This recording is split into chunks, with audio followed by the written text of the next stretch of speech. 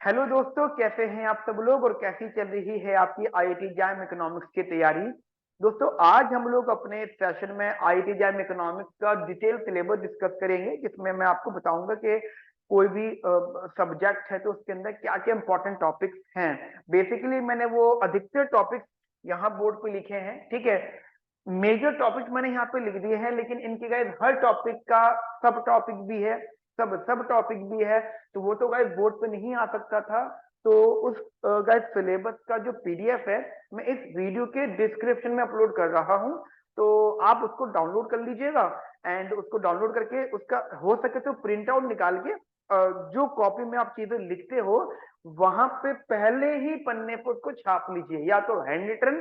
देखिए, मैंने लिखा है ना बोर्ड पर, मैं लिख रहा हूं ना, तो आप भी लिख सकते हो।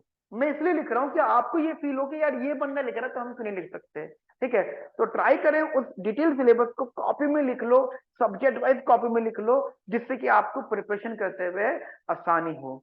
एक बहुत बड़े टीचर ने एक बात बोली है कि जिस दिन आपको अपने एग्जाम के सिलेबस के टॉपिक्स याद हो जाएं, सिर्फ टॉपिक, कोई पूछे कि बेटा मैथमेटिक्स में क्या क्या टॉपिक्स आपको करने हैं, तो आप बगैर देखे मैथमेटिक्स के टॉपिक की लिस्ट बता दो, माइक्रो के टॉपिक की बगैर देखे लिस्ट बता दो, मैक्रो के टॉपिक की, अपने एग्जाम के टॉपिक की। उस दिन मान लेना कि आपकी प्रिपरेशन शुरू हुई है, आपकी प्रिपरेशन शुरू हुई है। तो ध्यान रखना, जो सिलेबस है वो किसी भी एंट्रेंस को क्लियर करने के लिए बहुत बड़ा रोल प्ले करता है, बहुत बहुत बड़ा रोल प्ले करता है। बिकॉज सिलेबस कहीं ना कहीं एक राइट डायरेक्शन में लेके जाता है हम लोगों को। कभी भी ऐसा नहीं होगा कि आप गलत डायरेक्शन में काम कर रहे हो। ठीक है, अगर आपको राइट डायरेक्शन में रहना है तो आपको राइट सिलेबस को कंफर्म करना पड़ेगा। तो शुरू करता हूं मैं अपना सेशन। और गाइज, मैं हूं समीर चौधरी, आप लोगों का दोस्त। और गाइज, आप सबका वेलकम है हमारे प्यारे यूट्यूब चैनल जिसका नाम है सेमिकॉन क्लासेस। गाइज, वीडियो को लाइक करिए, शेयर करिए। अगर आप चैनल पे न्यू हैं तो प्लीज चैनल को सब्सक्राइब करिए, मेरी रिक्वेस्ट है। और अपने फ्रेंड्स में भी चैनल को शेयर करिए, क्योंकि गाइस ये चैनल आपका चैनल है जो जिसपे इकोनॉमिक्स की डिस्कशन हम लोग करेंगे। जितना ज्यादा आप मोटिवेट करोगे उतना ज्यादा हम मोटिवेट होंगे, हमारी पूरी टीम आप लोगों के लिए काम करेगी। तो सिलेबस में अभी आपसे डिस्कस करना स्टार्ट कर रहा हूँ। तो गाइस, सबसे पहले हमारे पास में यहाँ पे माइक्रो इकोनॉमिक्स आता है। ठीक है, माइक्रो इकोनॉमिक्स की अगर हम लोग यहाँ पे बात करते हैं तो टोटल 6 टॉपिक्स है हमें यहाँ पे पढ़ने के लिए। That is consumer theory, production cost theory, journal equilibrium, market failure, game theory and market structure. ठीक है, तो मेरे पास यहाँ पे 6 टॉपिक्स हैं आपके एग्जाम के लिए। और ध्यान रखना, हर टॉपिक में और भी सब टॉपिक्स है। देखिए, कंज्यूमर थ्योरी में आपको डिमांड फंक्शन सीखने हैं, ठीक है, की सीखना है, प्रेफरेंसेस सीखने हैं, ठीक है, रिवील्ड प्रेफरेंस सीखना है, चॉइस अंडर अनसर्टेनिटी वाला टॉपिक सीखना है, इंश्योरेंस वाला टॉपिक सीखना है। हर साल चॉइस का क्वेश्चन आता है, इंश्योरेंस का क्वेश्चन आता है, अनसर्टेनिटी का क्वेश्चन आता है, सेलर्टी का क्वेश्चन आता है, डिमांड फंक्शन को सॉल्व करने का क्वेश्चन आता है, लेबर मार्केट का क्वेश्चन आता है, बैकवर्ड बाइंडिंग वाला। ये सारे क्वेश्चन आते हैं जो कंज्यूमर थ्योरी से रिलेटेड है। उसके बाद का टॉपिक हमारे पास यहाँ पे प्रोडक्शन एंड कॉस्ट थ्योरी।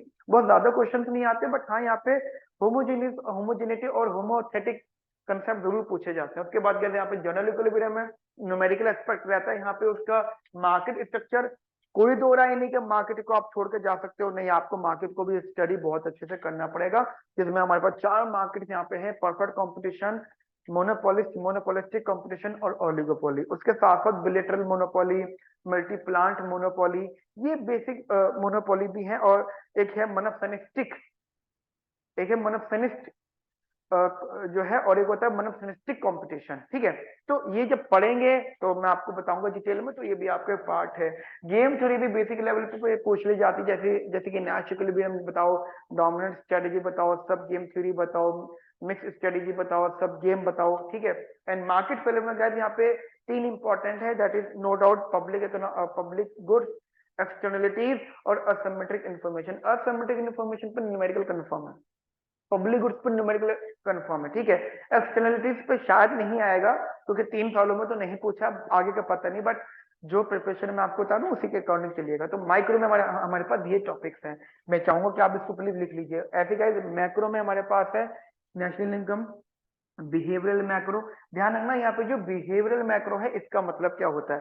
ठीक है, बिहेवियरल मैक्रो का मतलब जैसे कि आपने कभी पढ़ा होगा कंजम्पशन थ्योरी, आईएसएलएम मॉडल, ठीक है, random walk theory, permanent income hypothesis, ठीक है, and investment functions, demand for money, supply of money, ये जितना भी आप कंसेप्ट सीखते हो बिहेवियरल इकोनॉमिक्स में, बिहेवियरल मैक्रो इकोनॉमिक्स में सीखते हो। ठीक है, उसके बाद में हमारे पास यहाँ पे इकोनॉमिक मॉडल से, इकोनॉमिक मॉडल बेसिकली आपको, अगर आपको मैं याद दिलाऊं तो इकोनॉमिक मॉडल में जो आपने कभी बिजनेस साइकिल चीजें पढ़ी होंगी, ठीक है, केनेडियन मॉडल बिजनेस साइकिल का पढ़ा होगा, राइट, ओपन इकोनॉमी और क्लोज इकोनॉमी का कंसेप्ट, जैसे आपको याद होगा आप आईएसएलएम की बात करते हो तो क्लोज में आईएस कैसा होता है और ओपन में आईएस कैसा होता है, आईएसएलएम का इक्विलिब्रियम बेसिकली कैसा रहता है। ठीक है, and after that Mundell Fleming law, J curve हो गया, काफी सारी चीजें हो गई जो हमारा इकोनॉमिक मॉडल पर बेस्ड है, जो कि क्लोज एंड ओपन इकोनॉमी पर है। ऐसे क्या इन्फ्लेशन एंड अनएम्प्लॉयमेंट। देखिए ध्यान रखना फिलिप्स कर्व का टॉपिक इस एग्जाम के लिए बहुत इंपॉर्टेंट है, वो इन्फ्लेशन एंड अनएम्प्लॉयमेंट का पार्ट है। किसकी बात कर रहा हूं मैं, फिलिप्स कर्व की। And after that growth model, Solow model 100% paper में आएगा, इसमें कोई दो राय नहीं है। सोलो मॉडल अगर आप प्रैक्टिस कर रहे हो तो सोलो मॉडल को जरूर तैयार करिएगा। वैसे तो मैं गाइस आपको टॉपिक वाइज वीडियोस प्रोवाइड करूंगा यूट्यूब चैनल पर, ठीक है, लेकिन आप फिर भी सोलो मॉडल को बहुत बहुत अच्छे से तैयार करिएगा, जिससे कि आपकी तैयारी बहुत अच्छी हो पाए। साथ साथ रॉमर हेयर डॉमर को बहुत बेसिक आइडिया पे देखिएगा, ठीक है, जितना मैं बताऊंगा आप उतना ही देखिएगा, अदरवाइज ग्रोथ मॉडल्स आप देख सकते हो। उसके बाद में अगर मैथमेटिक्स है, देखिए मैथमेटिक्स की वेटेज ऑब्वियसली बात है अच्छी खासी रहती है। ठीक है, मैं अभी वेटेज वाली बात भी करूंगा। आपको पता होना चाहिए कि मैंने आपको बताया कि मैं 5 टॉपिक डिस्कस करने वाला हूँ, जिसमें से मेरा 3rd टॉपिक है। ठीक है, 5th टॉपिक मेरा वेटेज, 3rd या 4th या 5th मेरा वेटेज वाला है, तो वो डिस्कस करूंगा। फंक्शन है जिसमें हम लोग डोमेन की बात करोगे, रेंज की बात करोगे, 100% डोमेन रेंज पे क्वेश्चन आएगा। ठीक है, वो फंक्शन का पार्ट है। डिफरेंशियल कैलकुलस का यहाँ पे इंपॉर्टेंस बहुत ज्यादा। अब जैसे बात आती है कि सर डिफरेंशियल कैलकुलस में बेसिकली क्या क्या होता है, देखिए जैसे अगर कभी आपने डेरिवेटिव की बात करी है, हायर ऑर्डर डेरिवेटिव की बात करते हो, ठीक है, या फिर जनरली आप जो डिस्कस करते हो Taylor's theorem, mean value theorem, differentiability, limit, ठीक है, कॉन्टिन्यूटी, तो गाइस वो आपका डिफरेंशियल कैलकुलस में आता है। ऐसे ही आपका इंटीग्रल कैलकुलस है, फिर आपका डिफरेंशियल इक्वेशन है। ये बहुत डिफरेंट पार्ट है, मतलब अगर मैं बताऊं तो सबसे ज्यादा परेशान आपको ये टॉपिक करेगा, लेकिन देखना सिलेबस, जो जो चीजें मैं आपको बताता चलूंगा उसके अकॉर्डिंग आप फॉलो करिएगा। एक गैस आपका लीनियर अलजेब्रा रहेगा और ऑप्टिमाइजेशन रहेगा।